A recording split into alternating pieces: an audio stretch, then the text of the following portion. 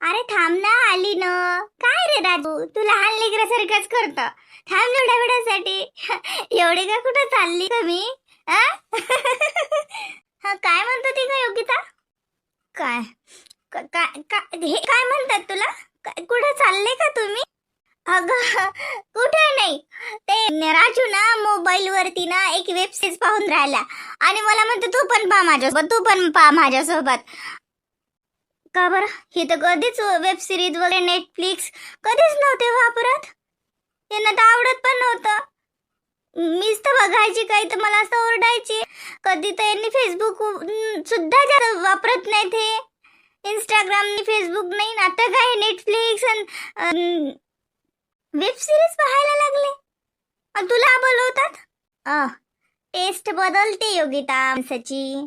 जन्मभर एकच टेस्ट असते. आवडी निवडी स्वभाव त्याच्यामध्ये बदल होत असतो. प्रांजली, जास्त ओव्हर नको बोलू. काय मी का ओळखत नाही का माझ्या नवऱ्याला? हा, तू आता आली, 8-2 दिवस नाही झाली तर मी त्यांना ओळखते. ती कधीच कधीच काही पाहत नाही. त्यांना आवडतच नाही शिल्लकचं मोबाईल पाहत राहणं, फालतू टाइमपास करणं. त्यांना कधीच आवडत नाही. मी का ओळखत नाही का त्यांना? योगिता, इथेच तर चुकली. असं तुला वाटतं की तू तुझ्या नवऱ्याला ओळखते, तू तुझ्या घरच्या लोकांना ओळखलं, त्यांचे स्वभाव, त्यांना काय हवंय काय नको हे तुला असं वाटतं की तुला माहिती आहे. पण इथे तुझी चूक आहे. तुला काहीच माहिती नाही. तू अजून तुझ्या नवऱ्यालाच तर ओळख नाही. तर सासू सासरे नणंद आमच्यासारखे नातेवाईक यांना कधी ओळखशील? तू ज्या व्यक्ती ओळखू नाही शकली त्या व्यक्तीसोबत तू 2 वर्ष झाले राहून राहिली, तू त्या व्यक्तीलाच नाही ओळखली अजून. तुझ्या नवऱ्याला काय आवडतं काय नाही हेच तुला माहिती नाही. म्हणजे म्हणजे तुला तुला काय मला माहिती नाही का? मला माहिती नाही का? हा, सांग बरं काय आवडते तुझ्या नवऱ्याला? तुझ्या नवऱ्याला भाजी कोणती आवडते का सर्वात जास्त? बरं ते सोड, त्याचा रंग कोणता आहे का आवडीचा? ते सोड, त्याला जीवनात फिरायला वगैरे कुठं जायचं आहे का? त्याला सर्वात जास्त असं कुठलं ठिकाण आवडते ग? म्हणजे माहितीये मला, त्यांना फ्रेंड कलर आवडतात, डार्क कलर आवडत नाहीत. फ्रेंड कलर मध्ये कुठला कलर? म्हणजे म्हणजे फ्रेंड कोण कलर? आणि त्यांना असं आवडत नाही की फिरायला वगैरे जाणं वगैरे नाही आवडत त्यांना. त्यांना नुसतं काम काम कामच आवडतं. काहीतरी माहिती आहे का तुला? आणि का ग, राजूला जेव्हा मनशांती पाहिजे असते, जेव्हा मनाला सुकून पाहिजे असते, तेव्हा त्याला कुठं जायला आवडे? की जिथं शांत बसलं निवांत, की त्याच्या मनाला शांतता लागेल असं कुठलं ठिकाण आहे? म्हणजे जसं की मंदिर, डोंगर, नदी, समुद्र, किंवा एकांत, किंवा कोणत रूम. त्या रूम मध्ये फक्त तो एकटा असला पाहिजे, अंधार असला पाहिजे, किंवा कोणासोबत. काय आवडते ग त्याला? एकटं एकटं राहायला आवडते त्यांना. हो, ते ते कधी त्यांना टेन्शन असलं चिडले ना तर ते एकटे रूम मध्ये स्वतःला बंद करतात आणि एकटे राहतात.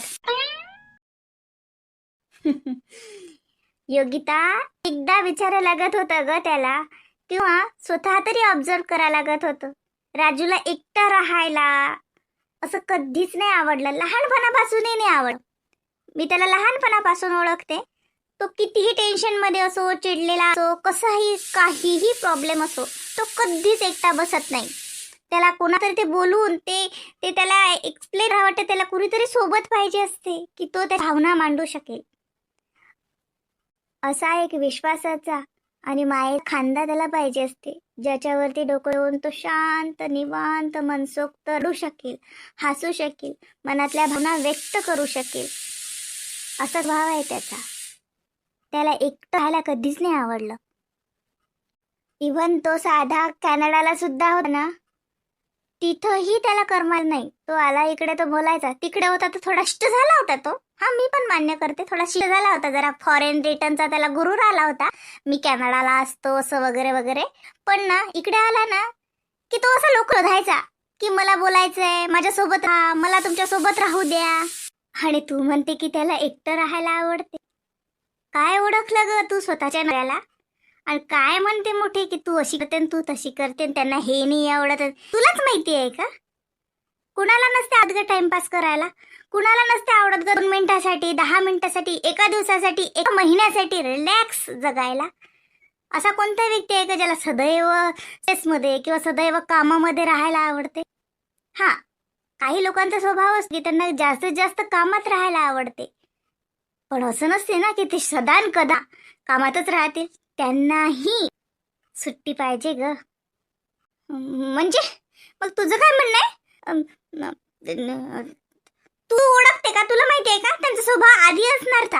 आता बघते ना मी 2 वर्षापासून, थोडे जरी चिडले ना किंवा टेन्शन आलं, काही कामाचं प्रेशर असलं ना, तर ते एकटे राहतात. तुला काय माहितीये? मला माहिती आहे, पण तुला माहिती नाही ग योगिता. आणि आज जी हे तुझी परिस्थिती आहे ना, हे त्याचेच कारणीभूत आहे. कारण तू समोरच्याला कधी ओळखलंच नाही, समोरच्याच्या भावना कधी जपल्याच नाही, समोरच्याच्या मनाचा कधी विचार केला नाही. फक्त मला काय वाटते, हा मी म्हणतोय हा व्यक्ती असा राहिला, असाच राहणार, याला असंच पाहिजे, हे सगळं तुझंच परफेक्शन. तूच सांगशील लोकांना, तूच म्हणशील. लोक कधी ऐकतील? आणि तुझ्या जवळचं सगळं हरपून गेलं. कारण तू तुझ्या जवळच्या व्यक्तीलाच ओळखलं नाही, कधी त्याच्या भावनात जपल्या नाहीत, तर ती व्यक्ती तुझ्याजवळ राहील कशी ग? हा, भले शरीराने सोबत राहाल, मनानं थोडी सोबत राहाल. एका घरात राहिले म्हणजे तुम्ही एकत्रच संसार करत आहे समाजासाठी. पण खरंच तुझ्या नवऱ्याला ओळखते का? प्रांजली, हे तुला त्यांनी सांगितलं का ग? त्यांना असं वाटते का की मी त्यांना समजू शकत नाही, मी त्यांना वेळ दिला नाही, असं वाटते का ग? असं म्हणाले का ग ते तुला? योगिता, प्रत्येक गोष्ट आणि प्रत्येक भावना बोलून व्यक्त करावीच लागते असं नसते. यासाठी आपले जवळचे काही नाते असतात की त्या नात्यामध्ये, नाही मी म्हणत नाही की आपण सायकोलॉजिकल सगळं दुसऱ्याच्या मनातलं न बोलता ओळखून घ्यावं आणि चेहरा पाहताच आपण सगळं समजून घ्यावं, ह्या फिल्मी गोष्टी आहेत. सगळ्यात तसं होत नाही. पण कमीत कमी त्या व्यक्तीला बोलतो तर करावं, त्या भावना थोड्याशा तरी समजून घेण्याचा प्रयत्न करा. का फक्त आपला इगो, माझा अहम, माझं माझं माझं, त्या माझ्यात तुझं कुठं गेलं हून हे तुलाच नाही दिसून राहिलं. आता काय ग तुम्हाला ब्लेम करते की तू अशी काम सकार वागते? मग आता तो आपलेपणा, ती एक आपुलकीची जागा, तो एक मायेचा खांदा जर राजू माझ्यात शोध असेल तर त्यात वावग काय ग? तुला एवढं का पोटात दुखते ग? तो माझ्यासोबत चांगला राहून राहिला, बोलून राहिला, थोडस हसून राहिला, ते सुद्धा तुला सहन होत नाही का? आणि इथे राहून तू एवढी जासूशी करून राहिली, लक्ष देऊन राहिली, आणि तुला तर जॉब करायचा, तुला तर स्वातंत्र्य पाहिजे ना. तुला तर नवरा पाहिजे नाही, लेकरू पाहिजे नाही, संसार पाहिजे नाही, घर पाहिजे नाही, जबाबदाऱ्या पाहिजे नाही. मग तू कशाला याच्यात डोकं घालून राहिली? प्रांजली, असं नको म्हणू. मी खरंच चुकली ग, माझं मला समजलं नाही. मला असं वाटायचं की सगळं चांगलंच आहे, मी जसं ठरवेल, मी जसं म्हणेल तसंच सगळे वागतील. खरं आहे प्रांजली तुझं, मी समजू नाही शकले. खरं त्यांना माझ्या वेळेची माझी गरज असायची, तेव्हा मी तू कामात लक्ष घालायची. त्यांना कधी दिलाच नाही. त्यांनी एवढी मेहनत नोकरी मिळवली होती, माझ्या मूर्खपणाच्यानं ती सुद्धा गेली. पण त्यांनी शब्दाने म्हणलं नाही ग, तरी मला काही वाटत नाही. मी खूप चुकली ग प्रांजली. आता मी काय करू, सांग ना तू. प्रांजली, सांग ना ग त्यांना, सांग ना की नाही राहू शकत त्याच्याशिवाय. मी कुठंच नाही जात. मला माझं घर पाहिजे, माझा नवरा, माझा मुलगा, माझा संसार. प्रांजली, सांग ना ग, ते तर माझ्यासोबत बोलत नाही, पाहतही नाही. प्रांजली, तुझं तर ऐकतात ना ग, सांग ना ग.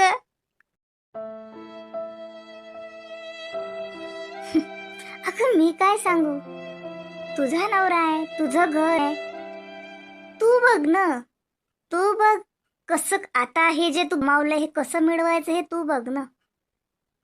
हा, मी भलेही सांगेन राजूला की राजू योग्यता चांगली आहे, तू विश्वास ठेव.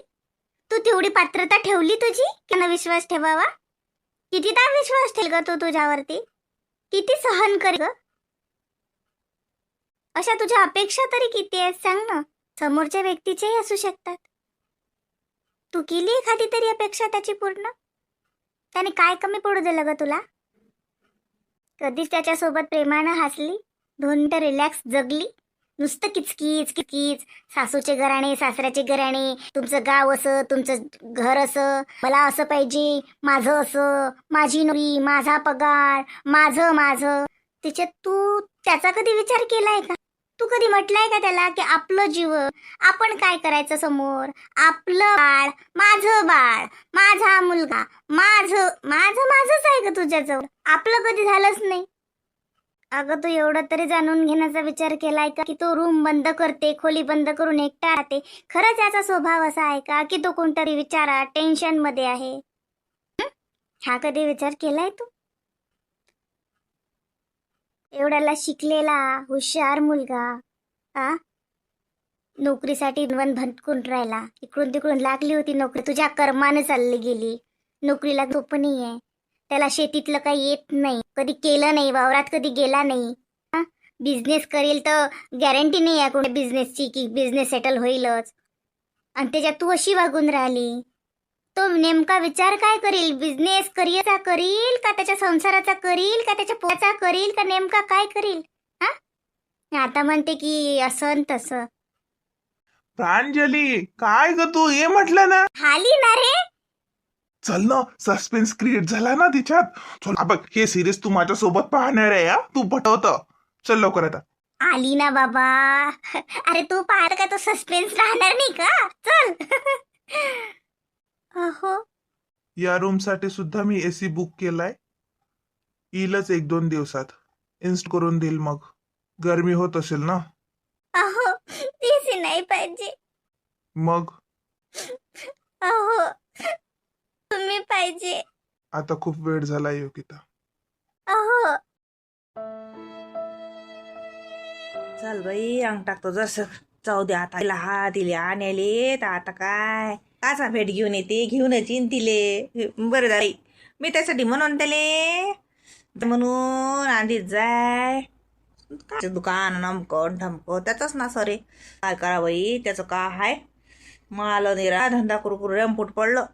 अंग टाकतो बाई, राहू देतो आजचे कपडे गिपडे. आपाच आता सकाळी आली ती धुत बशीन. अरे देवा, अंगार घेऊ का जर? घर मायलय होते बाई, नाही घेशी मच्छरही नसतात. भांडी राहिले दे पोड दे. आता आली की धुईन आपच, काही करत नाही आता. भांडं कुंड धुत बसत नाही मी. न दे, आली की आपच भांडे धुईन ते आणि करत बशीन. अरे देवा, आता आली ना की तिला जाऊच देत नाही. कारण सांगते, हा भेटील जातो आम्हाला जातो, अति काचा काम आहेत. हा, आता जाऊच देत नाही. रागिनी. कोण आलं माय? कोण होय वा? दरवाजा मी टाकलं को माय बी मॅथ बंद केलता, कधी नाही आलो. कोण होय? मी हो, उषा. झोपलाय का? रागिनी आली ना काय? उषा होयस काय? गाव माय दरवाजा लावेल होता ना. मग आता तुमचा दरवाजा लावेल होता तर मी काय दरवाजाची कडी तोडून आली का? का खिडकीतून आली? माझा दरवाजा झालं उघडा असता हाय.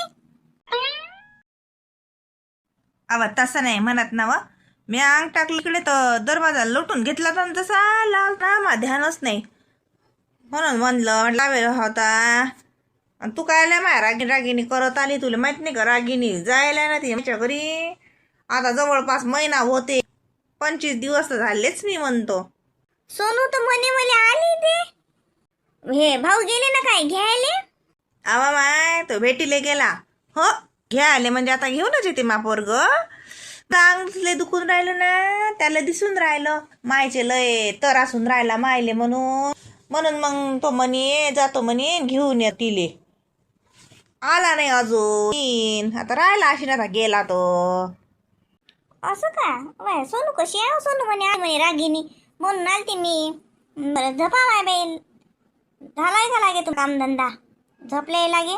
काम का होते काय तो झाला काय झाला काय निघाली ना तू हिंडेली मला गे 2 मिनिटं अंग नाही टाकलं तर का तुम्ही सासू होय काय झाला का न राहिला का नाही राहिला मला आता सकाळी माझी सूनच येते मग का आली मी आज आता धंदा करत बसू आली की ते करतेस सगळं माय बाई हो म्हणजे आजपासून ठेवता का त्याच्या नावानं बरं आहे जपा मला वाटलं मा आली ते म्हणून मी आली खरं तर लोटून घे जो उगा चालली मोठी लोकांना जपा मायले लाव जो दरवाजा बरं ऐक मी लावून घेतो अंदरून तू का बाहेरून लावशील लावा हो माय तुमचा तुम्ही अंदरून लावून घ्या मी चालली माय काय बुढी आहे माय आता माय बाई लहान दागडून ठेवला होई ना घरात जसं काही घरात आहे की नाही मी माय बाई व आता बाई खरकटाचा वास येऊन राहिला ना हे टाकलं कोण नाही तिकडे काय तोंड घालून राहिली टाकायचंच राहिलं टाकतो म्हणलं ते काय नाही परत दिवशी भाजी आहे इडली ते येतं शिंटा जरसा वास टाकून देतो मी माय बाई ओ भांडी माय भांडी पडले तो कम टेकड्या बोळ्याची तिकडे काय करू राहिली हो हुसकी दरवाजा पुढे आहे ना अहो मला माहित आहे लयच धिंगा झाला म्हणलं स्वयंपाक खोलीत माय धुनंही पडेल आहे काय कोण पाहुणे का तुमच्या घरी एवढं धुणं कायचं आहे माय 2 टवरले पाहुणे घाले येणार आहेत आमचेच कपडे आहेत माय बाई ओ किती दिवसाचे जमा करून ठेव माय जातो घरी तुला धंदा गिंदा काही नाही वाटते नवरा गेला वाटते कामावर त्याला 2 बॅट हापून देत जाय आणि त्याला कामावर धाडून देत जाय आणि तू लोक घरानं तोंड घालत जाय कशी हाय वो माय वाचवांगी बुटी मला काय करावं लागते चालली मी घ्या लावून दरवाजा माय बाई घर माय बाई ओ निरा वाशिंद राहायच्या घरात आणि बाय ओ एवढं मोठं धुणं जमा करून व रागिनीच्या नावानं भांडी पडेल आहेत माय खरकट तेही नाही फेकलं बुडीनं खरकट सारा खरकटाचा वास येऊन राहिला तुला काय करायला लागते मग चालली मोठी लोकांच्या घरात खूप असते